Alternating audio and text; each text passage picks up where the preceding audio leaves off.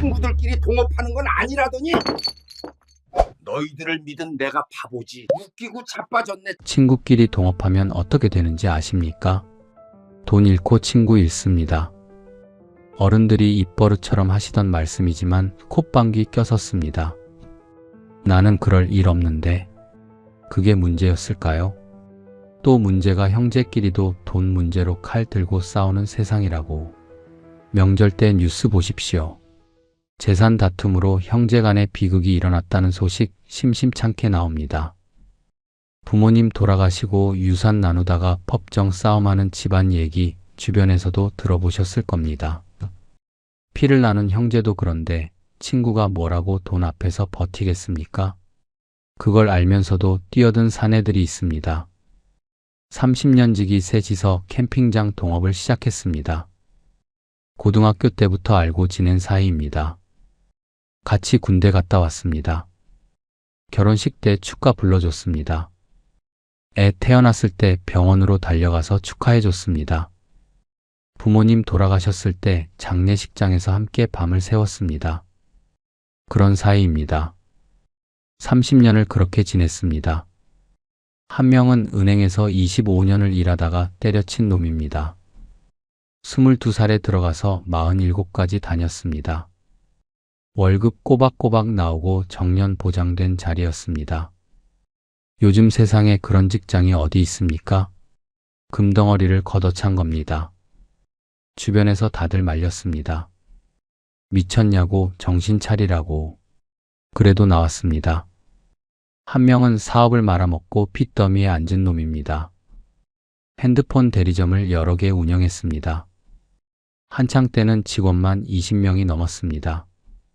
외제차 끌고 다니고 골프 치러 다니고 술자리에서 자기가 계산하겠다고 나서던 놈이었습니다. 그런데 시장이 바뀌었습니다. 온라인으로 다 넘어가니까 대리점 매출이 뚝 떨어졌습니다. 버텨보려고 발버둥 쳤습니다. 대출받아서 월세 내고 또 대출받아서 직원 월급 줬습니다. 악순환이었습니다. 결국 문 닫았습니다. 빚만 산더미처럼 남았습니다. 지금은 갈 곳이 없습니다. 한 명은 아버지가 돌아가시고 방앗간을 접은 놈입니다. 아버지가 30년 넘게 운영하시던 방앗간이었습니다. 동네에서 나름 이름이 알려진 곳이었습니다. 아버지 돌아가시고 물려받아서 4년을 운영했습니다. 새벽 4시에 일어나서 기계 돌리고 밤 9시에 문 닫는 생활이었습니다. 혼자서 그 무거운 기계 돌리다가 지쳐버렸습니다. 몸도 힘들었지만 마음이 더 힘들었습니다. 아버지 계시던 자리가 텅 비어 있었습니다. 결국 문을 닫았습니다. 새놈이 강원도 홍천 산골짜기에 모였습니다. 지금 시각 새벽 3시입니다. 기온은 영하 20도입니다. 바람이 불면 체감 온도는 영하 30도 아래로 떨어집니다. 살을 애는 추위라는 말이 뭔지 아십니까? 진짜로 살이 애이는 것 같습니다. 칼로 긁어내는 것 같습니다. 노출된 피부가 따끔거립니다. 코를 막지 않으면 코 속이 얼얼합니다. 숨을 쉬면 코털이 얼어붙습니다. 내쉬는 입김이 하얗게 얼어서 눈썹에 달라붙습니다. 속눈썹에도 서리가 낍니다. 그 시간에 새 사내가 송풍기를 들고 산길을 오르고 있습니다. 어젯밤부터 내린 눈이 진입로를 뒤덮었습니다. 1.5km 비포장 산길입니다. 경사도 있고 굴곡도 있고 좁은 구간도 있습니다. 여기에 눈이 쌓인 채로 얼면 차가 못 들어옵니다. 사륜구동도 못 올라옵니다. 바퀴가 헛돌고 미끄러집니다. 손님이 못 오면 그날 매출은 0원입니다.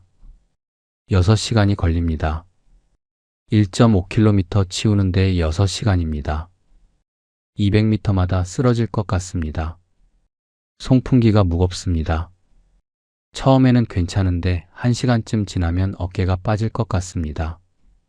손가락 감각이 없습니다. 장갑을 껴도 소용없습니다. 한기가 스며듭니다. 발가락도 얼얼합니다. 방 하나를 신어도 발바닥이 시립니다. 그래도 멈출 수가 없습니다. 은행에서 퇴직하고 전 재산을 쏟아부은 사내가 중얼거립니다. 여기서 승부 안 나면 집에서 쫓겨난다고. 땅 사고 시설 놓느라 퇴직금이 눈 녹듯 사라졌습니다. 1억 2천만 원이 반년 만에 바닥났습니다. 모자란 돈은 대출받았습니다. 집을 담보로 잡혔습니다. 은행에 갔더니 담당 직원이 걱정스러운 눈으로 봤습니다. 괜찮으시겠냐고 물었습니다. 괜찮다고 대답했습니다. 괜찮지 않았습니다. 퇴로가 없습니다. 배수진입니다. 나머지 둘도 마찬가지입니다. 사업 망한 놈은 여기서 월급이라도 받아야 카드값을 막습니다. 신용카드 돌려막기를 하고 있었습니다. 이번 달 카드값을 다음 달 카드로 막고 다음 달 카드값을 그 다음 달 카드로 막고 자전거 타듯이 페달을 밟고 있었습니다. 멈추면 쓰러집니다. 방앗간 접은 놈은 달리 갈 데가 없습니다. 다른 기술이 없습니다. 방앗간 일밖에 할 줄 모릅니다. 나이 40 넘어서 새로 취직하기도 어렵습니다. 셋 다 물러설 곳이 없으니까 여기 모인 겁니다. 문제는 타이밍입니다. 캠핑 열풍이 꺼지고 있습니다. 코로나 때 반짝 흥했습니다. 2020년, 2021년 해외여행 못 가니까 너도 나도 캠핑장으로 몰렸습니다. 텐트 사고, 캠핑용품 사고, 주말마다 캠핑장 예약이 전쟁이었습니다. 예약 열리자마자 30초 만에 마감되는 캠핑장도 있었습니다. 캠핑장이 우후죽순 생겼습니다. 빈 땅만 있으면 캠핑장을 차렸습니다. 그런데 이제는 어떻습니까? 해외여행 풀리니까 사람들이 안 옵니다. 비행기 타고 일본 가고 동남아 가고 유럽 가고 굳이 텐트 치고 땅바닥에서 잘 이유가 없습니다. 호텔 침대가 훨씬 편합니다. 캠핑장마다 팔이 날립니다. 주말에도 빈자리가 넘쳐납니다. 폐업 소식이 줄줄이 들려옵니다. 처분하려는 매물이 넘쳐납니다. 거기다 친구끼리 동업이라니. 잘 될 때는 웃지만 안 될 때는 어떻게 됩니까? 서로 탓합니다. 내가 이래서 안 됐다. 내가 저래서 망했다. 원망이 쌓입니다. 오래된 우정에 금이 갑니다. 한번 금이 가면 회복이 안 됩니다. 결국 남남보다 못한 사이가 됩니다. 길에서 마주쳐도 모른 척하는 사이가 됩니다. 이 사내들도 그 길을 걷게 될까요? 끝까지 들어보시면 아시게 됩니다. 왜 어른들이 그토록 신신당부했는지. 친구랑은 돈 거래하지 마라. 동업은 절대 하지 마라. 그 말의 무게가 어떤 건지 깨닫게 됩니다. 안정된 자리를 박차고 나올 때 무엇을 각오해야 하는지도 아시게 됩니다. 이 이야기가 당신에게 값진 교훈이 될 겁니다. 혹시 비슷한 갈림길에 서 계시다면 결정하시기 전에 끝까지 들어주십시오.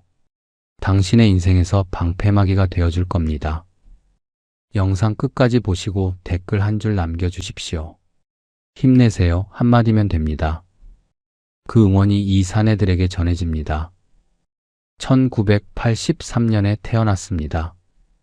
그해 겨울 서울 외곽의 작은 동네에서 태어났습니다.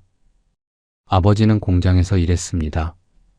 새벽에 나가서 밤늦게 들어왔습니다. 기름 냄새가 배어있는 작업복을 입고 오셨습니다. 피곤한 얼굴이었지만 아들 보면 웃으셨습니다.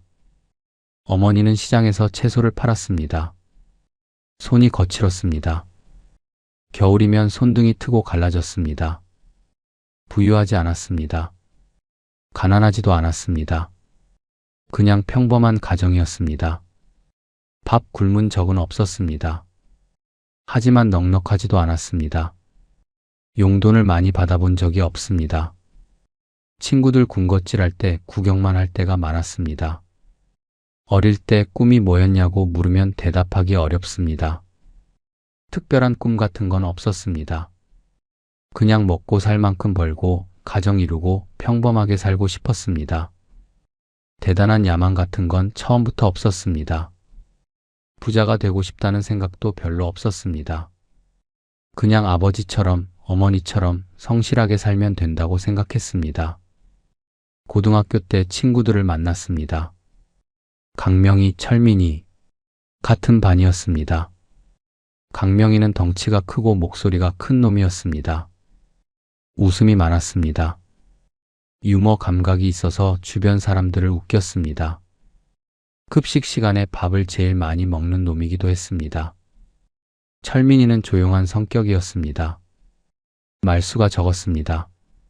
하지만 한번 친해지면 의리가 있는 놈이었습니다. 부탁하면 싫은 소리 없이 들어줬습니다. 셋이 어울려 다녔습니다. 학교 끝나면 같이 분식집에 갔습니다. 떡볶이 한 접시 시켜놓고 셋이 나눠 먹었습니다. 돈이 없어서 그랬습니다. 그래도 즐거웠습니다. 미래 얘기를 했습니다. 나중에 뭐 할 거냐고. 강명희는 요리사가 되고 싶다고 했습니다. 음식 만드는 게 좋다고 했습니다. 철민이는 아버지 방앗간 물려받을 거라고 했습니다. 별다른 생각이 없었습니다. 저는 그냥 회사원 되겠다고 했습니다. 평범하게 살겠다고 했습니다. 고등학교를 졸업하고 대학에 갔습니다. 경영학과였습니다. 딱히 경영을 좋아해서 간 건 아닙니다. 취업 잘 된다고 해서 갔습니다. 그때는 다 그랬습니다. 좋아하는 걸 하라는 말은 배부른 소리였습니다. 일단 취직해서 돈 벌어야 했습니다. 등록금도 벌어야 했습니다. 아르바이트를 했습니다. 편의점에서 야간 알바를 했습니다. 낮에는 수업 듣고 밤에는 일했습니다. 잠이 부족했습니다. 그래도 버텼습니다. 대학 2학년 때 은행 공채 시험을 봤습니다. 경쟁률이 높았습니다. 떨어질 줄 알았습니다. 운 좋게 붙었습니다. 합격 통보 받았을 때 믿기지 않았습니다. 어머니한테 전화했습니다. 어머니가 울었습니다. 아버지도 좋아하셨습니다. 아들이 은행원 된다고. 그때만 해도 은행원은 좋은 직업이었습니다. 안정적이고 월급 잘 나오고 사회적으로 인정받는 직업이었습니다. 22살에 은행에 들어갔습니다. 첫 출근 날을 아직도 기억합니다. 1995년 3월이었습니다. 봄바람이 불었습니다. 벚꽃이 피기 시작할 때였습니다. 새로 산 양복이 어색했습니다. 양복을 입어본 적이 별로 없었습니다. 어깨가 뻣뻣하게 굳었습니다. 팔을 움직이기가 불편했습니다. 넥타이 매는 법을 몰라서 아버지한테 배웠습니다. 아버지가 넥타이를 매어주셨습니다. 공장에서 30년 일한 손이었습니다. 투박하고 거친 손이었습니다. 손톱 밑에 기름때가 끼어 있었습니다. 아무리 씻어도 안 지워지는 때였습니다. 그 손으로 아들 넥타이를 매어주셨습니다. 반윈저 매듭이라고 하셨습니다. 이렇게 하면 된다고 몇 번 연습시켜 주셨습니다. 은행 문을 열고 들어갔습니다. 로비가 넓었습니다. 대리석 바닥이 반짝였습니다. 형광등 불빛이 환했습니다. 에어컨 바람이 시원했습니다. 공장 다니시는 아버지 생각이 났습니다. 여름에 땀 뻘뻘 흘리시면서 일하시는데 저는 시원한 곳에서 일하게 됐구나. 감사했습니다. 여기가 앞으로 내 일터구나. 가슴이 두근거렸습니다. 긴장도 됐지만 설레기도 했습니다. 신입 연수를 받았습니다. 은행 업무가 뭔지, 고객 응대는 어떻게 하는지, 시스템은 어떻게 쓰는지 배웠습니다. 외울 게 많았습니다. 밤에 집에 와서도 공부했습니다. 실수하면 안 된다는 생각에 잠이 안 왔습니다. 선배가 옆에서 도와줬습니다. 모르는 거 있으면 물어보라고 했습니다. 친절한 선배였습니다. 창구에 앉아 첫 고객을 맞이했습니다. 50대쯤 돼 보이는 아주머니였습니다. 통장 만들러 오셨습니다. 손이 떨렸습니다. 실수할까봐 긴장됐습니다. 서류를 작성하는데 글씨가 삐뚤빼뚤했습니다. 다행히 큰 실수 없이 끝났습니다. 아주머니가 고맙다고 하셨습니다. 처음 들은 고객의 인사였습니다. 뿌듯했습니다. 첫 월급날 통장에 숫자가 찍혔습니다.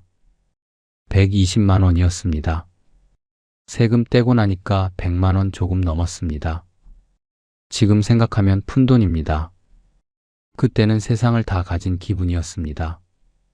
처음으로 내 힘으로 번 돈이었습니다. 아르바이트로 번 돈과는 느낌이 달랐습니다. 정식 월급이었습니다. 그 돈을 들고 집에 갔습니다. 어머니한테 5만 원을 드렸습니다. 어머니 손이 떨렸습니다. 아들 손에서 돈을 받아본 게 처음이라고 하셨습니다. 눈가가 촉촉해지셨습니다. 됐다, 엄마는 괜찮다, 네가 쓰라고 하셨습니다. 그래도 드렸습니다.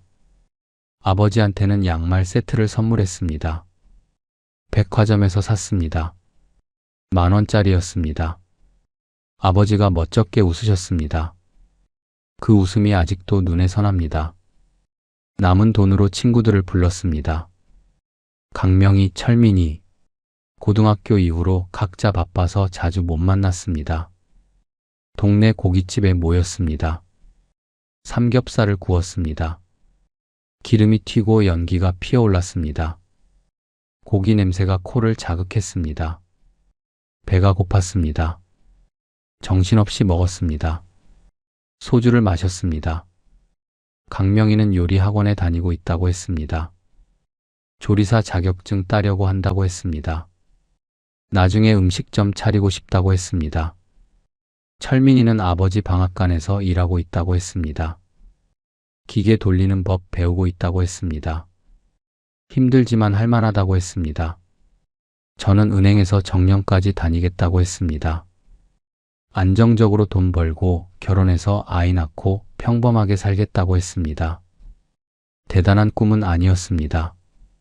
그냥 소박한 바람이었습니다. 그렇게 30년이 흘렀습니다. 20대는 눈 깜짝할 사이에 지나갔습니다. 정신없이 일했습니다. 실적 압박이 있었습니다. 목표를 못 채우면 상사한테 잔소리 들었습니다. 야근이 잦았습니다. 주말에도 출근할 때가 있었습니다.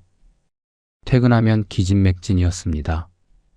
그래도 젊으니까 버텼습니다. 체력이 있으니까 견뎠습니다. 29에 결혼했습니다. 선을 봐서 만난 여자였습니다. 단정하고 조용한 사람이었습니다. 첫눈에 반한 건 아니었습니다. 그냥 괜찮은 사람이었습니다. 몇 번 만나다 보니까 정이 들었습니다. 이 사람이면 평생 같이 살 수 있겠다 싶었습니다. 결혼식은 소박하게 했습니다. 돈이 없었습니다. 하객이 50명 남짓이었습니다. 그래도 행복했습니다. 이제 가정이 생겼다는 게 뿌듯했습니다. 30대가 됐습니다. 아이가 태어났습니다. 아들이었습니다. 분만실 밖에서 기다리던 시간이 천년 같았습니다. 아이 울음소리가 들렸을 때 눈물이 났습니다. 간호사가 아이를 안겨줬습니다. 작고 빨간 얼굴이었습니다. 눈을 감고 있었습니다. 내 아이, 내 핏줄이 세상에 나왔습니다. 그때부터 돈이 많이 들기 시작했습니다. 분유가, 기저귀가, 병원비, 월급이 올랐는데도 늘 부족했습니다. 33세 아파트를 샀습니다. 대출을 끼고 샀습니다. 3억짜리 아파트에 2억을 대출받았습니다. 매달 이자가 빠져나갔습니다. 통장에 월급이 들어오면 곧바로 사라졌습니다. 대출이자, 관리비, 아이 분유가, 보험료. 남는 게 없었습니다. 40이 넘으니까 몸이 예전 같지 않았습니다. 아침에 눈뜨기가 싫었습니다. 출근길 지하철에서 한숨이 절로 나왔습니다. 똑같은 역, 똑같은 출구, 똑같은 건물. 25년을 다녔는데 풍경이 하나도 안 변했습니다. 세금 징수 업무를 맡았습니다. 체납된 세금을 받아내는 일이었습니다. 사람들 얼굴 보는 게 힘들었습니다. 세금 못 내겠다고 사정하는 사람이 있었습니다. 눈물을 흘렸습니다. 그래도 징수해야 했습니다. 욕하는 사람도 있었습니다. 공무원 새끼들이 국민 피 빨아먹는다고 했습니다. 참았습니다. 참는 것도 업무였습니다. 퇴근하면 진이 빠졌습니다. 어느 날 문득 생각했습니다. 이게 내 인생인가? 정년까지 15년 남았는데 이걸 또 15년을 해야 하나? 숨이 막혔습니다. 그때 캠핑을 시작했습니다. 주말마다 텐트 들고 산으로 갔습니다. 나무 냄새가 코끝을 스쳤습니다. 흙 냄새가 났습니다. 장작 타는 냄새가 났습니다. 가슴이 뻥 뚫렸습니다. 밤에 모닥불을 피웠습니다. 장작이 타닥타닥 타는 소리가 났습니다. 하늘을 봤습니다. 별이 쏟아졌습니다. 서울에서는 본 적 없는 별들이었습니다. 눈물이 났습니다. 이유는 모르겠습니다. 그냥 눈물이 났습니다. 캠핑장에 있을 때만 숨이 쉬어졌습니다. 도시로 돌아가면 다시 숨이 막혔습니다. 월요일 아침이 무서웠습니다. 1년을 고민했습니다. 캠핑장 창업에 대해 알아봤습니다. 쉽지 않다는 걸 알았습니다. 망하는 곳이 더 많다는 것도 알았습니다. 그래도 해보고 싶었습니다. 이대로 살다 죽으면 후회할 것 같았습니다. 아내한테 말했습니다. 은행 그만두고 캠핑장 하고 싶다고. 아내 얼굴이 굳었습니다. 한참을 말이 없다가 한숨을 쉬었습니다. 당신이 행복하면 나도 좋다고. 근데 잘 생각하라고. 애들도 있다고. 1년을 더 고민했습니다. 그리고 결심했습니다. 25년 다닌 은행에 사직서를 냈습니다. 퇴직금이 통장에 들어왔습니다. 1억 2천만 원이었습니다. 25년의 값어치가 이 숫자 하나로 정리됐습니다. 허무했습니다. 강원도 홍천에 땅을 샀습니다. 산골짜기에 3,000평이었습니다. 계곡이 흐르고 나무가 울창했습니다. 공기가 달랐습니다. 여기다 직감적으로 느꼈습니다. 땅 사고 시설 놓고 이것저것 하다 보니 퇴직금이 순식간에 사라졌습니다. 모자란 돈은 대출받았습니다. 집을 담보로 잡혔습니다. 아내가 물었습니다. 이거 안 되면 어떡하냐고. 대답했습니다. 안 되면 집에서 쫓겨나지, 그러니까 되게 해야지. 캠핑장이 완성됐습니다. 2021년 봄이었습니다. 내 이름으로 된 사업장이었습니다. 뿌듯하기도 하고 두렵기도 했습니다. 그때 전화가 왔습니다. 30년 지기 친구 강명이었습니다. 그 전화 한 통이 모든 것의 시작이었습니다. 강명이한테 전화가 왔을 때 이상한 느낌이 들었습니다. 평소 강명이는 밝은 놈이었습니다. 전화하면 목소리가 크고 활기찼습니다. 그날은 달랐습니다. 목소리가 가라앉아 있었습니다. 기운이 없었습니다. 상황이 안 좋다면서 만나자고 했습니다. 어디서 만날까 물었더니 잠시 침묵이 흘렀습니다. 아무 데나 괜찮다고 했습니다. 그 침묵이 신경 쓰였습니다. 동네 커피숍에서 만났습니다. 강명이가 먼저 와 있었습니다. 창가 구석 자리에 앉아 있었습니다. 멀리서 봐도 뭔가 이상했습니다. 얼굴이 반쪽이 됐습니다. 광대뼈가 툭 튀어나오고 눈 밑에 다크서클이 시커멓게 깔렸습니다. 볼이 푹 꺼져 있었습니다.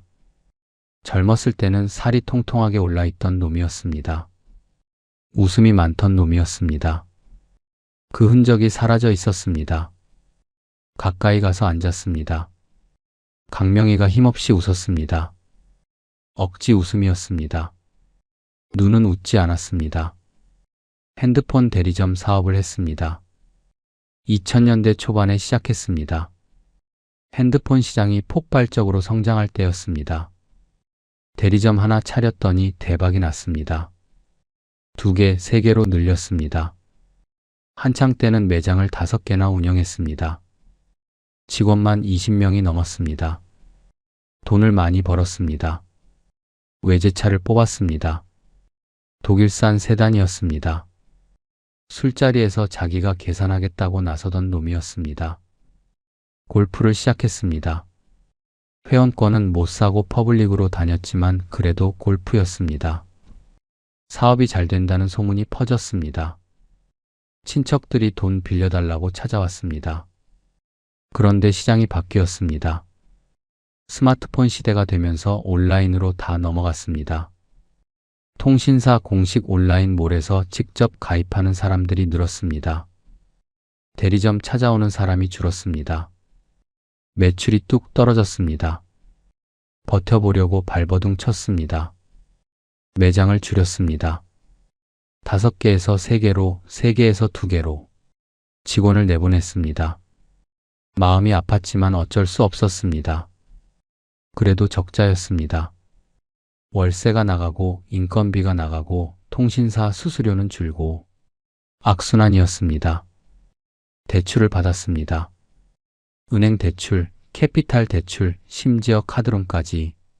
이번 달 월세 내려고 대출 받고 다음 달 직원 월급 주려고 또 대출 받고 빚이 눈덩이처럼 불어났습니다. 밤에 잠이 안 왔습니다. 천장을 바라보며 숫자를 계산했습니다. 이자가 얼마고 원금이 얼마고 월세가 얼마고 머리가 터질 것 같았습니다. 결국 문을 닫았습니다. 마지막 매장 문 닫는 날 빈 매장에 혼자 앉아 있었습니다. 텅 빈 진열대, 뜯겨나간 간판 자국, 먼지 쌓인 바닥. 그 풍경이 눈에 박혔습니다. 눈물이 났습니다. 빛만 산더미처럼 남았습니다. 얼마냐고 물었더니 강명희가 고개를 저었습니다. 말하기도 싫다는 표정이었습니다. 손가락으로 테이블을 두드렸습니다. 초조한 몸짓이었습니다. 강명희가 말했습니다. 갈 데가 없다고. 집에 있으면 미칠 것 같다고. 아내 눈치 보는 것도 한계라고. 캠핑장에서 일하면 안 되겠냐고. 가슴이 먹먹했습니다. 20살 때 만나서 30년을 알고 지낸 놈입니다. 같이 군대 갔다 왔습니다. 훈련소에서 같은 내무반이었습니다. 밤에 몰래 과자 나눠 먹으며 소개기했습니다. 결혼식 때 축가 불러줬습니다. 노래를 못 부르면서도 나서줬습니다. 애 태어났을 때 병원으로 달려와서 소주 10병을 비웠습니다. 축하한다고, 네가 아빠 됐다고. 그놈이 이 꼴이 돼서 손을 내밀고 있었습니다. 눈이 풀려 있었습니다. 희망이라곤 찾아볼 수 없는 눈이었습니다. 30년 전 고등학교 때 봤던 그 밝은 눈이 아니었습니다. 사실 혼자서도 빠듯한 상황이었습니다.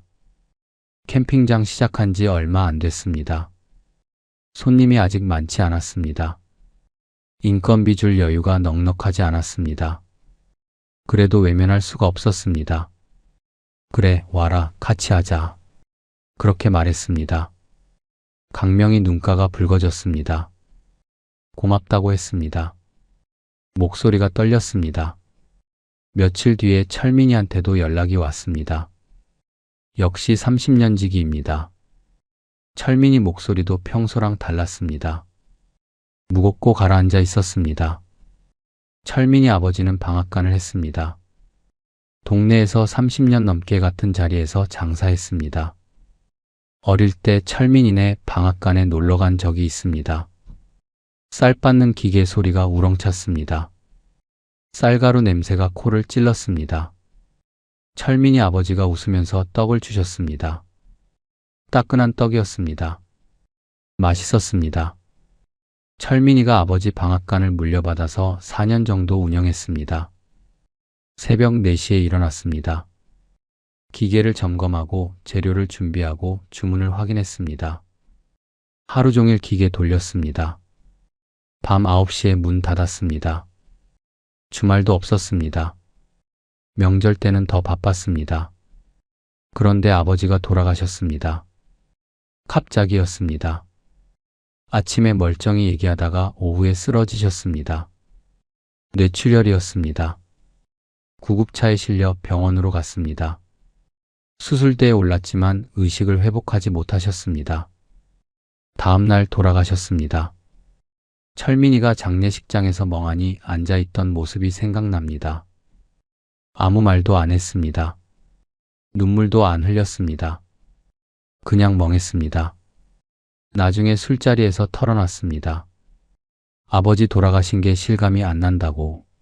아직도 아버지가 방앗간에 계신 것 같다고. 아버지 없이 혼자 방앗간을 돌리는 게 버거웠습니다. 몸도 힘들었지만 마음이 더 힘들었습니다. 아버지 계시던 자리가 텅 비어 있었습니다. 아버지가 쓰시던 앞치마가 걸려 있었습니다. 아버지가 앉으시던 의자가 있었습니다. 그걸 볼 때마다 가슴이 무너졌습니다. 결국 문을 닫았습니다. 30년 넘게 운영하던 방앗간이 문을 닫았습니다. 단골 손님들이 아쉬워했습니다. 여기 떡 맛있었는데 어디 가서 먹냐고. 죄송하다고만 했습니다. 철민이가 말했습니다. 나도 가면 안 되겠냐고. 그래서 셋이 모였습니다. 은행 관둔 놈, 사업 망한 놈, 방앗간 접은 놈. 30년 지기 3명이 강원도 산골짜기에 모였습니다. 동업 계약서 같은 건 쓰지 않았습니다. 친구니까, 30년을 믿으니까 법적인 서류가 필요하다고 생각 안 했습니다. 악수 한번 하고 끝이었습니다. 잘해보자고 했습니다. 이거 아니면 끝이라고 했습니다. 죽이 되든 밥이 되든 같이 가는 거라고 했습니다. 셋이 손을 맞잡았습니다. 손바닥에 땀이 배어 있었습니다. 불안했습니다. 앞이 안 보였습니다. 그래도 함께니까 해낼 수 있을 거라고 믿었습니다. 역할을 나눴습니다. 캠핑장 전체 관리는 제가 맡았습니다. 주인이니까. 요리는 강명이가 맡았습니다. 요리 전공했고 자격증도 있으니까. 시설 관리랑 청소는 철민이가 맡았습니다. 방앗간 일하면서 기계 다루는데 익숙하니까. 첫날 셋이 캠핑장을 둘러봤습니다. 나무가 울창했습니다. 계곡 물소리가 들렸습니다. 공기가 맑았습니다. 도시와는 다른 세계였습니다. 강명이가 말했습니다. 여기 좋다고. 손님들 좋아하겠다고. 철민이도 말했습니다. 공기가 다르다고. 폐가 씻기는 것 같다고. 희망이 있었습니다. 함께니까 해낼 수 있을 거라고 믿었습니다. 그때는 몰랐습니다. 그 믿음이 얼마나 얇은 얼음판 위에 서 있는지, 친구끼리 동업은 절교의 지름길이라는 말이 왜 생겼는지 곧 알게 됩니다. 캠핑장 운영 첫 해 겨울이 왔습니다. 강원도 홍천은 눈이 많이 옵니다. 설국이라고 불릴 정도입니다. 겨울이 되면 온 세상이 하얗게 변합니다. 도시에서는 몇 센티 쌓이면 뉴스에 나오지만 여기서는 몇십 센티미터씩 쌓이는 건 순식간입니다. 밤새 눈이 내리면 아침에 문이 안 열릴 정도로 쌓여 있습니다. 그날 밤 자정쯤 눈이 내리기 시작했습니다. 창밖을 보니까 한방눈이었습니다. 손뭉치 같은 눈송이가 펑펑 쏟아졌습니다. 예보에서는 조금 온다고 했습니다. 5cm 정도라고 했습니다. 거짓말이었습니다. 불안해서 잠을 못 잤습니다. 새벽에 몇 번씩 창문 열고 밖을 봤습니다. 눈이 점점 쌓여갔습니다. 심장이 쿵쿵 뛰었습니다. 새벽 3시에 일어나서 밖으로 나갔습니다. 세상이 하얗게 뒤덮였습니다. 20cm는 쌓인 것 같았습니다. 심장이 쿵 내려앉았습니다. 진입로가 문제였습니다. 캠핑장까지 이어지는 1.5km 비포장 산길입니다. 아스팔트가 아니라 흙길입니다. 경사도 있고 굴곡도 있고 좁은 구간도 있습니다. 여기에 눈이 쌓인 채로 얼어버리면 차가 못 들어옵니다. 사륜구동도 못 올라옵니다. 바퀴가 헛돌고 미끄러집니다. 빙판이 되면 더 위험합니다. 차가 미끄러져서 계곡으로 굴러떨어질 수도 있습니다.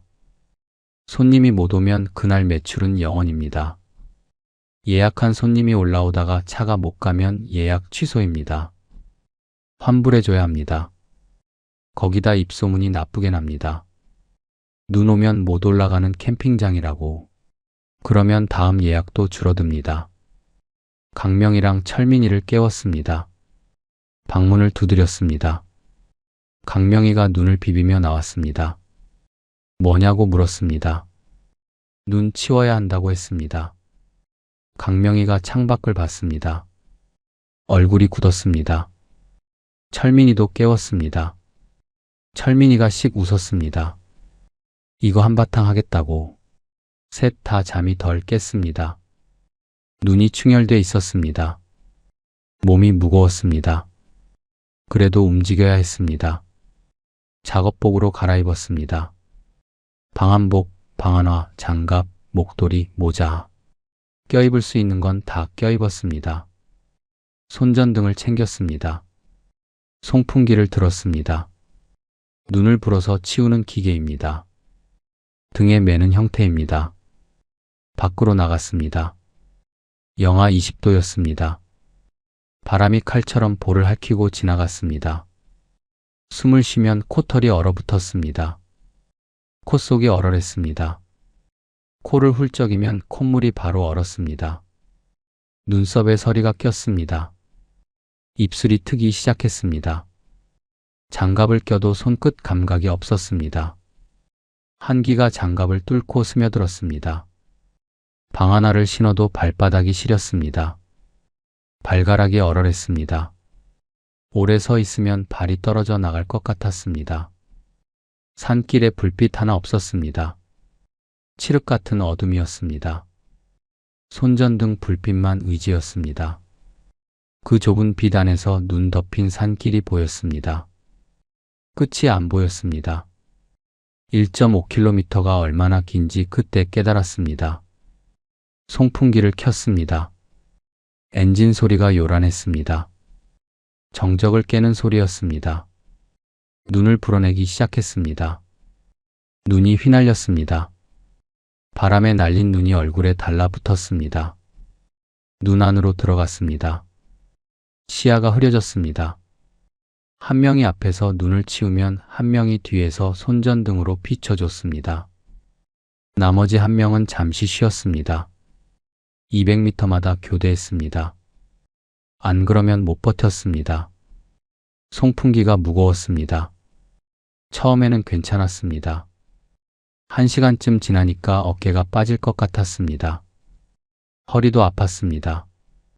다리도 후들거렸습니다. 강명이가 신음을 흘렸습니다. 어깨가 빠질 것 같다고. 요리하던 사람이라 이런 육체 노동에 익숙하지 않았습니다.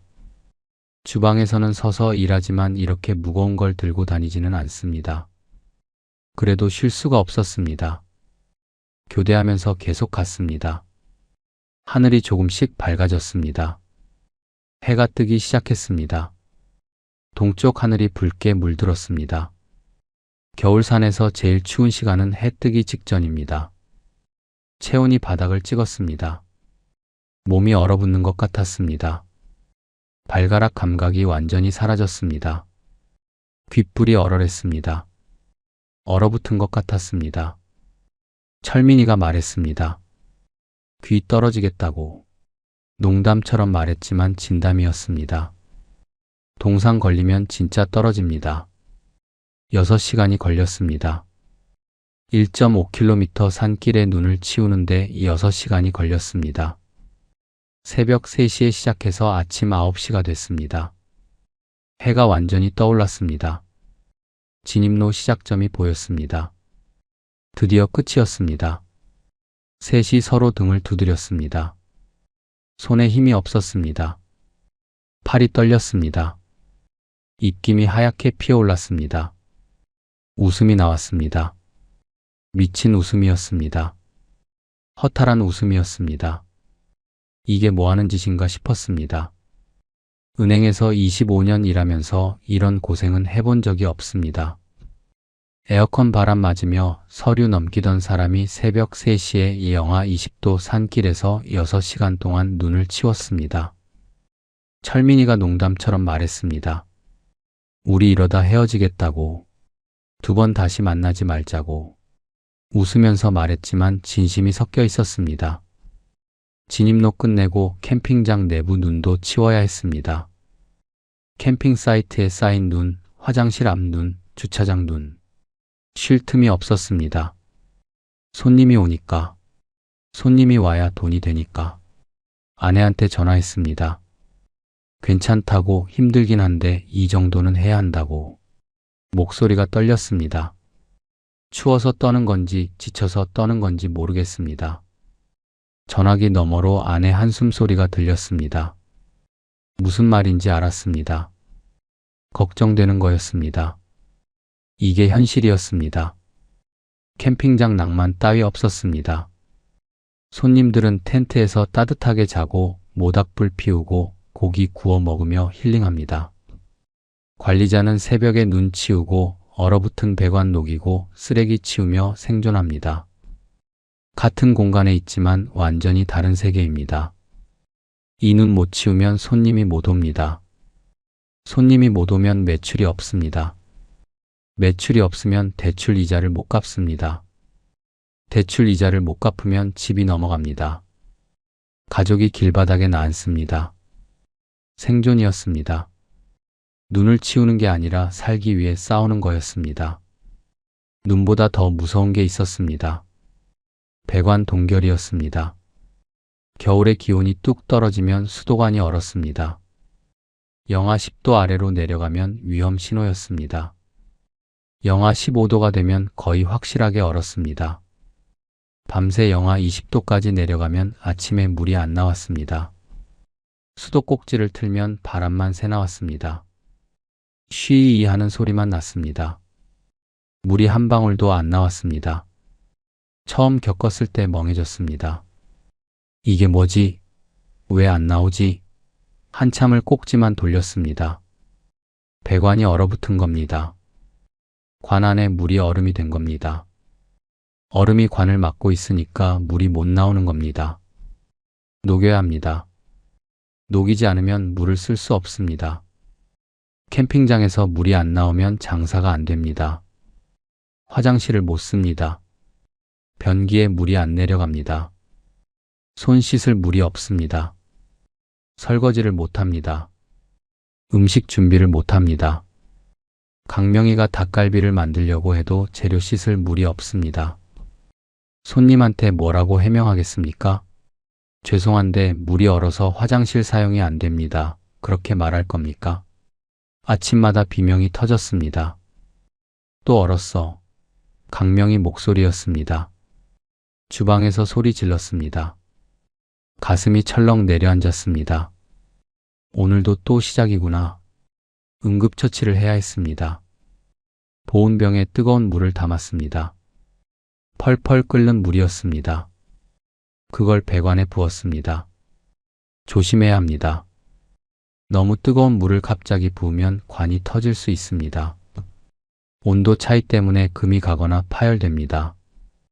그래서 조금씩 천천히 부었습니다. 1시간, 2시간씩 매달렸습니다.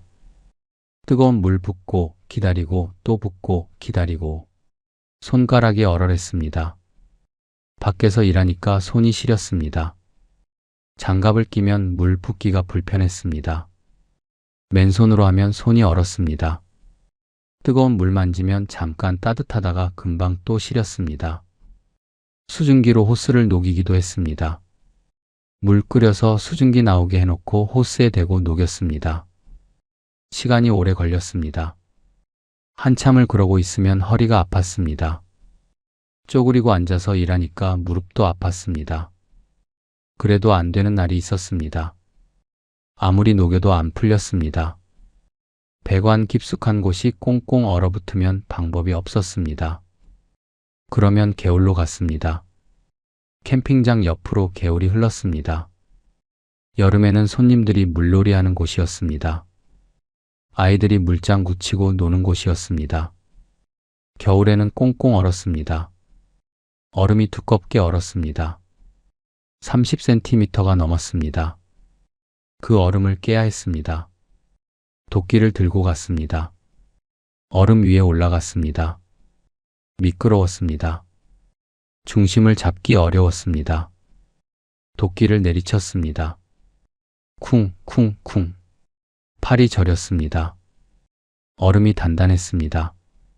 몇 번을 내리쳐야 금이 갔습니다. 금이 간 부분을 더 쳤습니다. 조각이 떨어져 나갔습니다.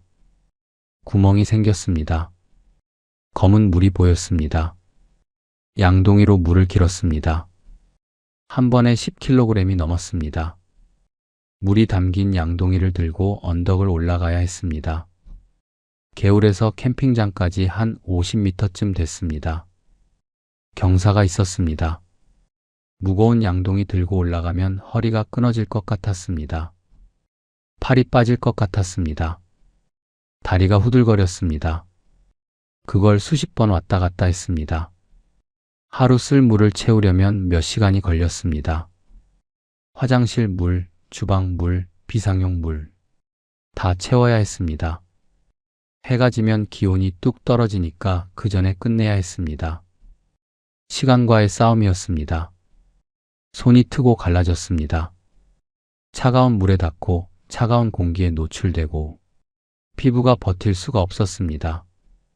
피가 배어나왔습니다. 손등이 쩍쩍 갈라졌습니다. 로션을 발라도 소용없었습니다. 밤에 바르고 자도 다음 날이면 또 갈라졌습니다. 장갑 낀 손으로 일하는데 갈라진 틈에서 피가 배어나왔습니다. 장갑에 피가 묻었습니다. 빨래에도 자국이 안 지워졌습니다. 철민이가 투덜거렸습니다. 열선 깔아야 되는 거 아니냐고. 이렇게 맨날 이러면 어떡하냐고. 맞는 말이었습니다. 시설 투자를 해야 했습니다. 배관에 열선을 감아 놓으면 겨울에도 안 얼었습니다. 전기세가 좀 나가지만 이렇게 고생하는 것보다 낫습니다. 그런데 돈이 없었습니다. 열선 설치하려면 몇백만 원이 들었습니다. 여윳돈이 없었습니다. 대출금 이자 갚기도 빠듯했습니다. 몸으로 때우는 수밖에 없었습니다. 얼어붙는 건 배관만이 아니었습니다. 주방에서 강명이가 소리쳤습니다. 세제가 얼어서 안 나온다고. 주방 세제도 얼었습니다. 병 안에 있는 세제가 얼어붙은 겁니다. 손으로 병을 감싸서 녹여야 했습니다. 체온으로 녹였습니다. 한참 걸렸습니다. 물기 있는 건 다 얼었습니다. 수건도 얼었습니다. 빨래 널어놨더니 빳빳하게 얼어버렸습니다. 휘면 부러질 것 같았습니다. 아침마다 전쟁이었습니다. 사소한 것 하나하나가 다 일이었습니다. 도시에서는 상상도 못할 일들이었습니다. 수도꼭지 틀면 물이 나오는 게 당연했습니다. 세제 누르면 나오는 게 당연했습니다. 수건이 마르면 보송보송한 게 당연했습니다. 여기서는 아무것도 당연하지 않았습니다. 모든 게 싸움이었습니다. 모든 게 노동이었습니다. 밤이면 지쳐서 쓰러졌습니다. 온몸이 쑤셨습니다. 어깨, 허리, 무릎, 손목. 안 아픈 곳이 없었습니다. 손가락 하나 까딱하기 싫었습니다. 침대에 눕자마자 기절하듯 잠들었습니다. 그래도 다음 날 또 일어나야 했습니다. 손님이 오니까, 돈을 벌어야 하니까. 이게 자연 속에서 사는 대가였습니다. 낭만 따위 없었습니다. 캠핑장 손님들이 보는 풍경과 관리자가 보는 현실은 완전히 달랐습니다. 손님들은 모닥불 피우고 고기 구우며 낭만을 즐겼습니다. 별 보며 술 마시고 새소리 들으며 아침을 맞이했습니다. 관리자는 새벽에 눈 치우고 얼어붙은 배관 녹이고 개울에서 물 길어 나르며 생존했습니다. 같은 공간에 있지만 완전히 다른 세계였습니다. 3개월쯤 지나니까 균열이 생기기 시작했습니다. 처음에는 사소한 것들이었습니다. 말투가 날카로워지는 정도였습니다. 예전에는 툭툭 넘어가던 말들이 신경에 거슬리기 시작했습니다. 제설 작업할 때였습니다.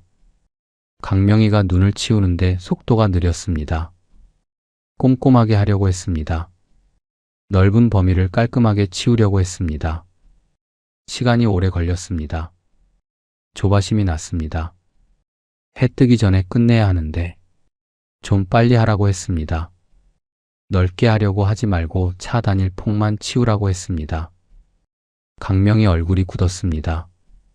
나름대로 하고 있는데 왜 자꾸 뭐라 그러냐고 했습니다. 목소리가 날카로워졌습니다. 그 정도로 끝나면 괜찮았습니다. 그런데 며칠 뒤에 비슷한 일이 또 있었습니다. 또 며칠 뒤에 또 있었습니다. 사소한 불만들이 쌓였습니다. 철민이는 철민이대로 불만이 있었습니다. 화장실 청소가 힘들다고 했습니다. 매일 화장실 청소만 하는 것 같다고 했습니다. 공평하지 않은 것 같다고 했습니다. 힘든 일만 자기한테 몰리는 것 같다고 했습니다. 역할을 나눌 때 합의한 거라고 했습니다. 철민이가 시설 관리랑 청소 맡기로 했잖아 그랬습니다. 철민이가 말했습니다. 그때는 이렇게 힘들 줄 몰랐다고. 화장실 청소가 이렇게 일이 많을 줄 몰랐다고. 강명희가 끼어들었습니다. 그럼 바꿀까? 내가 화장실 청소하고 너 요리할래?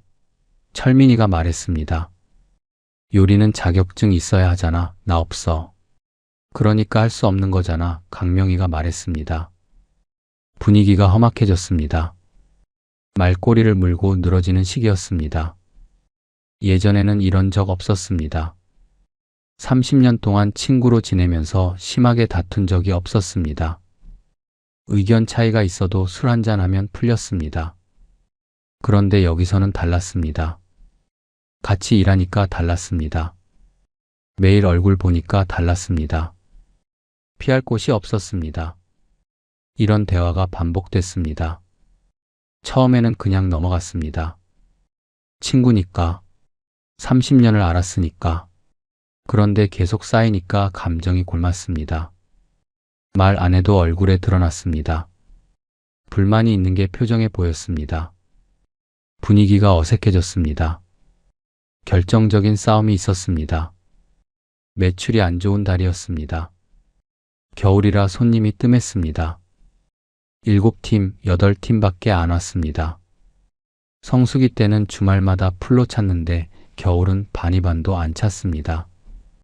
생활비 나누는 문제로 말이 나왔습니다. 셋이 모여 앉았습니다. 분위기가 무거웠습니다.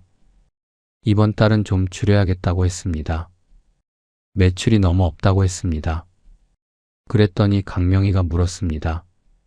얼마나 줄이냐고. 반으로 줄이자고 했습니다. 강명희 얼굴이 굳었습니다. 반으로 줄이면 어떻게 사냐고 했습니다. 카드값도 못 내겠다고 했습니다. 집에 생활비도 줘야 하는데 어떡하냐고 했습니다. 나도 마찬가지라고 했습니다. 다 힘들다고 했습니다. 매출이 안 나오는데 어떡하냐고 했습니다. 그때 강명희가 말했습니다. 그 말이 가슴에 박혔습니다. 형은 캠핑장 주인이잖아. 나중에 이거 팔면 형 돈이지 우리 돈이 아니잖아. 뒤통수를 맞은 기분이었습니다. 머리가 하얘졌습니다. 심장이 쿵 내려앉았습니다. 뭐라고 물었습니다. 지금 무슨 소리 하는 거냐고. 강명희가 말했습니다. 동업이긴 한데 지분이 있냐고. 계약서 썼냐고. 형 이름으로 다 돼 있지 않냐고. 할 말이 없었습니다. 사실이었습니다. 땅도 시설도 전부 제 이름으로 돼 있었습니다. 친구니까 계약서 같은 거 필요 없다고 생각했습니다. 30년 우정을 믿었습니다. 악수 한번 하면 되는 줄 알았습니다. 그게 화근이었습니다. 법적으로 보면 강명희 말이 맞았습니다. 땅은 제 이름으로 돼 있고 사업자 등록도 제 이름으로 돼 있습니다. 강명희랑 철민이는 법적으로 그냥 직원입니다. 동업자가 아닙니다. 지분이 없습니다. 캠핑장이 잘 돼서 나중에 팔면 그 돈은 제 돈입니다. 강명희랑 철민이는 한 푼도 못 받습니다. 법적으로는 그렇습니다. 그런데 우리는 친구잖아. 그렇게 말하고 싶었습니다. 30년 우정이 있잖아. 법이 뭐가 중요해. 우리 사이에. 그런데 입이 안 떨어졌습니다. 강명희 눈빛을 보니까 말이 안 나왔습니다. 차가운 눈빛이었습니다. 30년 전 고등학교 때 봤던 그 따뜻한 눈이 아니었습니다. 그날 밤 셋이 술을 마셨습니다. 분위기가 싸늘했습니다. 예전에는 술 마시면 옛날 얘기하면서 웃었습니다. 그날은 아무도 안 웃었습니다. 각자 소주잔만 들이켰습니다. 침묵이 무거웠습니다. 철민이가 물었습니다. 우리 이러다 진짜 끝장나는 거 아니냐고. 아무도 대답을 못했습니다. 묵묵히 술만 마셨습니다. 동업은 하는 게 아니라는 말이 떠올랐습니다. 어른들이 그렇게 말했습니다. 형제끼리도 동업하면 안 된다고. 친구끼리는 더더욱 안 된다고. 돈 앞에서 정 없다고. 그 말을 왜 안 들었을까? 후회가 밀려왔습니다. 그런데 이미 늦었습니다. 배수진을 쳤습니다. 셋 다 물러설 곳이 없었습니다. 싸우더라도 버텨야 했습니다. 그게 유일한 길이었습니다. 싸우고 나서도 일은 해야 했습니다. 감정이 상해도 손님 앞에서는 웃어야 했습니다. 얼굴을 찡그리고 있을 수 없었습니다. 불친절하면 손님이 안 옵니다. 리뷰에 나쁘겠습니다. 그러면 예약이 줄어듭니다. 매출이 떨어집니다. 악순환입니다. 그러니까 웃어야 했습니다. 속은 엉망이어도 얼굴은 밝게 해야 했습니다. 그게 장사였습니다. 겨울에도 손님이 왔습니다. 많지는 않았습니다. 7팀, 8팀 정도. 봄이나 가을에 비하면 3분의 1도 안 됐습니다. 그래도 왔습니다. 겨울 캠핑의 낭만을 찾아오는 사람들이었습니다. 겨울 캠핑이 뭐가 좋으냐고 물으면 대부분 비슷하게 대답했습니다. 조용하다고, 사람이 없어서 좋다고, 눈 덮인 풍경이 예쁘다고, 모닥불 피워놓고 따끈한 국물 먹으면 그게 힐링이라고. 이해가 됐습니다. 관리자 입장에서는 지옥이지만 손님 입장에서는 낭만이었습니다. 손님이 도착하면 맞이했습니다. 웃으면서 인사했습니다. 어디서 오셨어요? 몇 박이세요? 사이트 안내해드리고 시설 설명해드리고 필요한 거 있으면 말씀하시라고 했습니다. 쓰레기 버리는 곳, 화장실 위치, 개수대 사용법 하나하나 알려드렸습니다. 캠핑장에 특별한 게 있었습니다. 강명희가 만드는 닭갈비였습니다. 처음에는 캠핑 온 손님들이 먹을 거 없냐고 물어서 시작했습니다. 주변에 식당이 없었습니다. 산골짜기라 차 타고 나가야 했습니다. 귀찮으니까 캠핑장에서 뭐 팔면 안 되냐고 물었습니다. 강명희가 요리를 했습니다. 요리 전공했고 자격증도 있으니까 가능했습니다. 한식 조리사 자격증, 양식 조리사 자격증. 대학 다닐 때 땄습니다. 오랫동안 안 썼는데 여기서 쓰게 됐습니다. 닭갈비랑 닭볶음탕, 닭백숙, 닭 요리 위주로 했습니다. 재료 관리가 편해서 그랬습니다. 닭만 냉동실에 넣어두면 됐습니다. 돌판을 불에 달궜습니다. 오두막 안에 화덕이 있었습니다. 나무 떼서 불을 지폈습니다. 돌판이 달궈지면 빨갛게 달아올랐습니다. 거기에 양념한 닭갈비를 올렸습니다. 지글지글 소리가 났습니다. 기름이 튀었습니다. 양념 냄새가 퍼졌습니다. 매콤한 고추장 양념 냄새, 달콤한 간장 냄새, 마늘 냄새가 뒤섞였습니다. 산속 공기와 어우러지니까 더 맛있는 냄새가 났습니다. 손님들 눈이 반짝였습니다. 산속 오두막에서 먹는 닭갈비는 별미였습니다. 겨울 추위에 따끈한 음식을 먹으니까 몸이 녹는 것 같다고 했습니다. 양념이 맛있다고 딱 겨울에 먹기 좋다고 했습니다. 고기 다 먹고 마지막에 볶음밥 해 먹으면 완벽하다고 했습니다. 밥알이 양념에 볶아져서 고슬고슬해지면 정말 맛있습니다. 입소문이 났습니다. 인터넷에 후기가 올라왔습니다. 여기 닭갈비 맛있다고. 캠핑 안 해도 식사만 하러 갈 만하다고. 그래서 캠핑 안 하고 식사만 하러 오는 사람들도 생겼습니다. 아기가 있어서 캠핑은 못하지만 분위기 즐기러 온다고 했습니다. 예전에 캠핑 왔었는데 닭갈비가 맛있어서 또 왔다고 했습니다. 닭갈비 덕분에 겨울에도 버텼습니다. 캠핑 손님은 적었지만 식사 손님이 있었습니다. 그게 매출을 메꿔줬습니다. 단골 손님도 생겼습니다. 1년에 100박을 하는 캠핑 마니아가 있었습니다. 부부였습니다. 오늘이 캠핑 시작한 지 1500일 기념이라고 했습니다. 겸사겸사 생일도 된다고 했습니다. 대단하시다고 했습니다. 이런 손님들 보면 힘이 났습니다. 내가 만든 이 공간에서 사람들이 행복해하는 걸 보는 게 좋았습니다. 손님이 만족하는 표정을 볼 때가 제일 좋았습니다.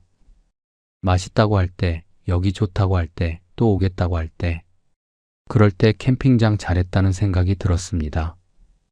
돈도 중요하지만 그보다 더 중요한 게 있었습니다. 누군가에게 좋은 추억을 만들어준다는 것. 그게 캠핑장 하면서 가장 뿌듯한 순간이었습니다. 장박 손님도 있었습니다. 한 달 비용 내고 텐트를 쳐놓고 가는 손님이었습니다. 겨울에는 텐트 치고 걷고 하는 게 힘드니까 그냥 쳐놓고 다녔습니다. 주말마다 와서 캠핑을 즐겼습니다. 월세 내는 별장 개념이었습니다. 그런 손님들 텐트 관리도 해줘야 했습니다. 눈 오면 텐트 위에 쌓인 눈 털어줘야 했습니다. 무거우면 텐트가 찌그러집니다. 난로 대여해주고 등유 채워주고 손이 많이 갔습니다. 그래도 안정적인 수입이었습니다. 주문하면 텐트로 음식 배달도 해줬습니다. 저녁 시간에 닭갈비 해달라고 하면 만들어서 가져다 줬습니다. 밤 11시에 해달라고 해도 해줬습니다. 새벽 1시에도 해줬습니다. 손님이 원하면 다 해줬습니다. 밤 11시가 매너타임이었습니다. 시끄럽게 떠드는 손님한테 가서 양해를 구했습니다. 조금 있으면 매너타임이라고 좀 조용히 해달라고. 대부분 순순히 들어줬습니다. 가끔 짜증내는 사람도 있었지만 참았습니다. 손님들이 떠나고 나면 뒷정리를 했습니다.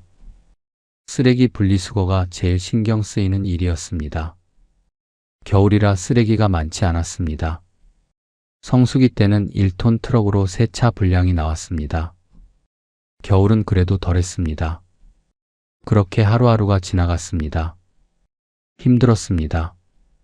친구들과 사이도 불편했습니다. 싸운 다음 날은 서로 말도 안 했습니다. 눈도 안 마주쳤습니다. 꼭 필요한 업무 얘기만 했습니다. 분위기가 싸늘했습니다.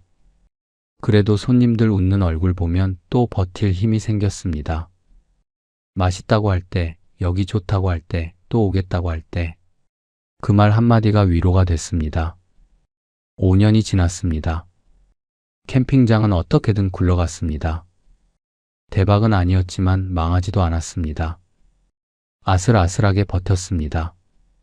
성수기 때 번 돈으로 비수기를 버티고 또 성수기가 오면 벌고 그렇게 돌아갔습니다. 문제는 캠핑 시장 자체였습니다. 코로나 때 반짝 흥했던 캠핑 붐이 꺼졌습니다. 2020년, 2021년에는 캠핑장마다 예약 전쟁이었습니다. 예약 열리자마자 30초 만에 마감되는 곳도 있었습니다. 캠핑용품 가게가 대박났습니다. 텐트, 의자, 테이블, 랜턴. 뭘 팔아도 팔렸습니다. 그런데 2022년, 2023년부터 달라졌습니다. 해외여행이 풀렸습니다. 비행기 타고 일본 가고, 동남아 가고, 유럽 가고, 사람들이 빠져나갔습니다. 굳이 텐트 치고 땅바닥에서 잘 이유가 없어졌습니다. 호텔 침대가 훨씬 편합니다. 에어컨 나오고 온수 나오고 벌레 없고 캠핑장마다 파리 날리기 시작했습니다. 주말에도 빈자리가 넘쳐났습니다. 예약 안 해도 바로 갈 수 있었습니다. 예전에는 상상도 못할 일이었습니다. 폐업 소식이 들려오기 시작했습니다. 아는 캠핑장이 문 닫았습니다. 또 다른 곳도 문 닫았습니다. 처분하려는 매물이 넘쳐났습니다. 부동산에 캠핑장 매물이 쏟아졌습니다. 가격이 뚝뚝 떨어졌습니다. 반값에 내놔도 안 팔렸습니다. 아는 캠핑장 사장한테 전화가 왔습니다. 요즘 장사 어떠냐고. 힘들다고 했습니다. 손님이 반토막 났다고. 상대방도 마찬가지라고 했습니다. 접을까 생각 중이라고 했습니다. 목소리가 지쳐 있었습니다. 가슴이 철렁했습니다. 이 바닥 전체가 기울어지고 있었습니다. 나만 힘든 게 아니었습니다. 다들 힘들었습니다. 셋이 모여 앉았습니다. 분위기가 무거웠습니다. 저녁 먹고 관리동에 모였습니다. 난로 옆에 앉았습니다.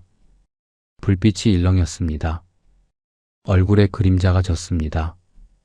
철민이가 물었습니다. 솔직히 지금 상황 어떠냐고. 힘들다고 대답했습니다. 매출이 많이 줄었다고. 인건비 3명 나가는 것도 부담이라고. 철민이가 또 물었습니다. 그럼 어떻게 하냐고. 계속 이렇게 가면 공멸 아니냐고. 아무도 답을 못했습니다. 침묵이 흘렀습니다. 난로에서 장작 타는 소리만 들렸습니다. 강명희가 입을 열었습니다. 목소리가 낮았습니다. 솔직히 말하겠다고 했습니다. 다른 데 알아보고 있다고 했습니다. 심장이 멈추는 것 같았습니다. 뭐라고 물었습니다. 음식점이라고 대답했습니다. 아는 형이 같이 하자고 해서. 서울에서. 작은 음식점인데 같이 해보자고 해서. 배신감이 밀려왔습니다. 30년 친구가 같이 배수진 치자고 했던 놈이 탈출구를 찾고 있었습니다. 혼자만 살겠다고 발 빼려고 했습니다. 그런데 화를 낼 수가 없었습니다. 강명희 얼굴을 보니까 화가 안 났습니다. 지쳐 있었습니다. 눈 밑에 다크서클이 짙었습니다. 광대뼈가 튀어나와 있었습니다. 5년 동안 여기서 일하면서 많이 달았습니다. 강명희 입장도 이해가 됐습니다. 여기서 버텨봤자 남는 게 없었습니다.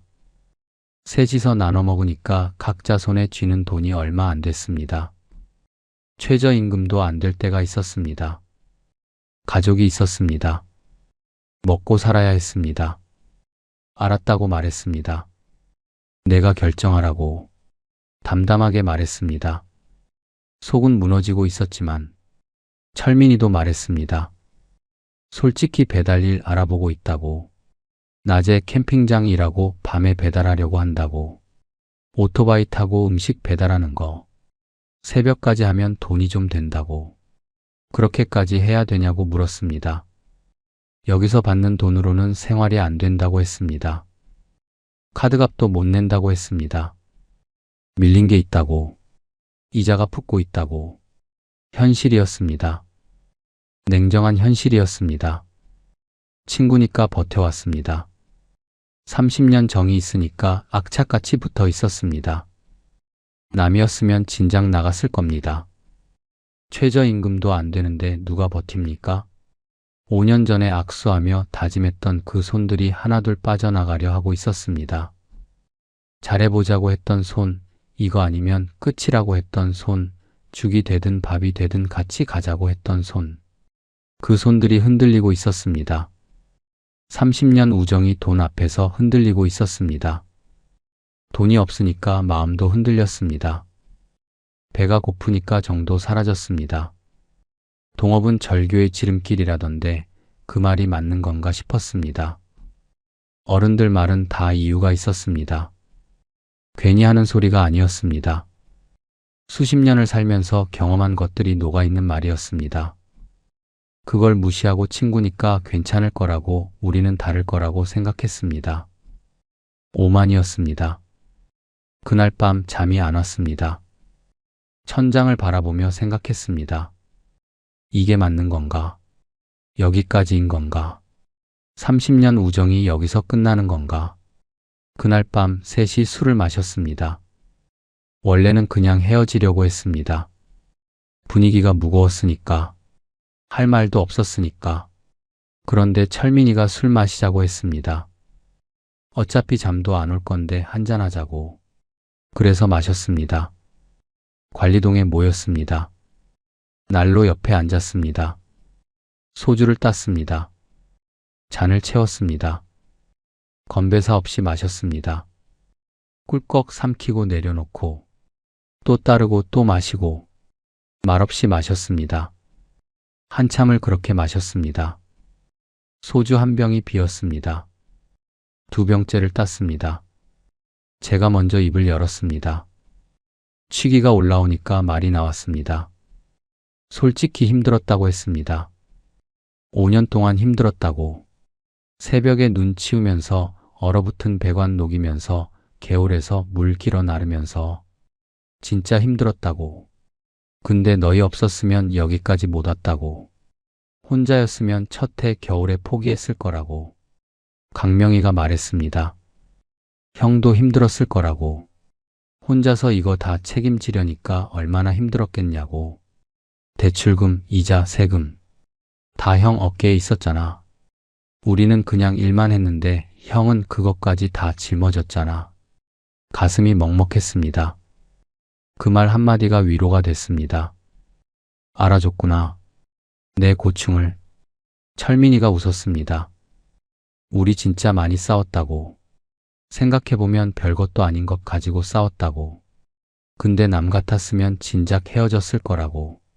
한두 달 만에 나갔을 거라고. 친구니까 버틴 거라고. 맞는 말이었습니다. 직원이었으면 진작 그만뒀을 겁니다. 최저임금도 안 되는데 누가 버팁니까? 새벽 3시에 눈 치우고 개울에서 물 길어 나르는 일을 누가 합니까? 친구니까 버틴 거였습니다. 30년 정이 있으니까 악착같이 붙어 있었던 겁니다. 실패할 뻔했는데 5년이나 버텼다고 했습니다. 다른 캠핑장들 다 망할 때 우리는 살아남았다고. 주변에서 몇 개나 문 닫았냐고. 우리는 아직 버티고 있잖아고. 그게 우리 셋이 함께여서 그런 거라고. 술잔을 부딪혔습니다. 짤랑 소리가 났습니다. 눈시울이 뜨거워졌습니다. 눈물이 날 것 같았습니다. 참았습니다. 사내가 울면 안 된다고 생각했습니다. 근데 눈가가 젖었습니다. 앞으로 어떻게 하냐고 물었습니다. 강명희가 대답했습니다. 음식점 얘기는 아직 확정 아니라고. 생각 중인 거라고. 여기도 미련이 있다고. 5년이나 같이 했는데 그냥 나가기가 쉽지 않다고. 철민이도 말했습니다. 배달은 부업으로 하려고 한 거라고. 여기 나가려는 건 아니라고. 낮에는 여기서 일하고 밤에 배달하면 된다고. 힘들긴 하겠지만 어떻게든 해보겠다고. 일단 계속 해보자고 했습니다. 됐다 안 됐다는 그때 가서 생각하자고. 지금 포기하면 그동안 고생한 게 다 물거품이잖아. 조금만 더 버텨보자고. 싸우지나 말자고 했습니다. 싸우면 더 안 된다고. 서로 힘들다는 거 알잖아. 탓하지 말고 가자고. 웃음이 터졌습니다. 예전에 했던 다짐이었습니다. 캠핑장 시작할 때 올해는 돈 좀 벌자, 싸우지나 말자 했었습니다. 5년이 지났는데 같은 말 하고 있었습니다. 돈은 못 벌었고 싸우기는 많이 싸웠습니다. 그래도 아직 함께였습니다. 다음 날 아침 또 눈이 왔습니다. 창밖을 보니까 세상이 하얗게 변해 있었습니다. 또 치워야 했습니다. 한숨이 나왔습니다. 그래도 몸을 일으켰습니다. 새벽 3시에 일어났습니다. 작업복으로 갈아입었습니다. 송풍기를 들고 나갔습니다. 강명이랑 철민이도 따라 나왔습니다. 말없이 나왔습니다. 깨우지 않아도 알아서 나왔습니다. 춥다고 투덜거렸습니다. 강명이가 어깨 아파 죽겠다고 했습니다. 철민이가 발가락 얼어서 떨어지겠다고 했습니다. 그래도 해야지, 안 하면 손님 못 받잖아. 투덜거리면서도 웃었습니다. 예전에는 짜증이 났습니다. 왜 내가 이 고생을 해야 하나 싶었습니다. 이제는 그냥 웃음이 나왔습니다. 이게 우리 인생이구나. 이게 우리가 선택한 길이구나. 눈을 치우다가 해가 떴습니다. 동쪽 하늘이 붉게 물들었습니다. 구름 사이로 햇살이 비쳤습니다. 눈 덮인 산이 빛났습니다. 온 산이 하얗게 반짝였습니다. 숨이 멎을 만큼 아름다웠습니다. 30년 지기 셋이 나란히 서서 일출을 봤습니다. 송풍기를 내려놓고 멍하니 봤습니다. 아무 말도 안 했습니다. 말이 필요 없었습니다. 강명이가 중얼거렸습니다. 이 맛에 여기 사는 거지. 철민이가 끄덕였습니다. 맞아, 이런 거 도시에서 못 보잖아. 그랬습니다. 힘들었습니다. 돈도 못 벌었습니다. 친구들과 싸우기도 많이 싸웠습니다.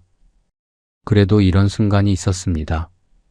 눈 덮인 산을 바라보며 숨 쉬는 순간, 새소리 들으며 아침을 맞이하는 순간, 별 쏟아지는 밤하늘 아래 모닥불 피우는 순간, 도시에서는 절대 느낄 수 없는 것들이었습니다. 돈을 많이 벌지는 못했습니다. 앞으로도 어떻게 될지 모릅니다. 캠핑 시장은 계속 어렵습니다. 동업의 위험은 여전합니다. 내일 또 무슨 일이 생길지 모릅니다.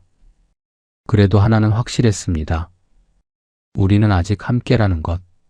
30년 우정이 아직 끊어지지 않았다는 것. 5년 동안 싸우고 투덜거리고 원망도 했지만 아직 함께라는 것. 어쩌면 그게 가장 큰 성공일지도 모릅니다. 동업은 절교의 지름길이라고 했습니다. 맞는 말입니다. 위험합니다. 친구 잃기 십상입니다. 그런데 우리는 아직 버티고 있습니다. 30년 우정이 5년의 동업을 견뎌냈습니다. 아직은요.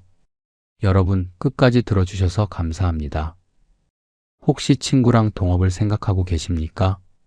아니면 안정된 직장을 박차고 새로운 도전을 꿈꾸고 계십니까? 이 사내들의 이야기가 조금이라도 참고가 됐으면 좋겠습니다. 쉽지 않습니다. 낭만 따위 없습니다. 현실은 냉혹합니다. 새벽 3시에 눈 치우고 얼어붙은 배관 녹이고 친구랑 돈 문제로 다투고 그게 현실입니다. 드라마에 나오는 것처럼 예쁘지 않습니다. 그래도 함께할 사람이 있다면, 믿을 수 있는 사람이 있다면 해볼 만할지도 모릅니다. 혼자보다 셋이 나을 때가 있습니다. 힘들 때 등 두드려주는 사람이 있으면 버틸 힘이 생깁니다. 이 영상이 도움이 됐다면 댓글 한 줄 남겨주십시오. 힘내세요 한마디면 됩니다. 그 따뜻한 말이 이 사내들에게 전해지길 바랍니다. 구독과 좋아요도 부탁드립니다. 다음 이야기로 또 찾아뵙겠습니다.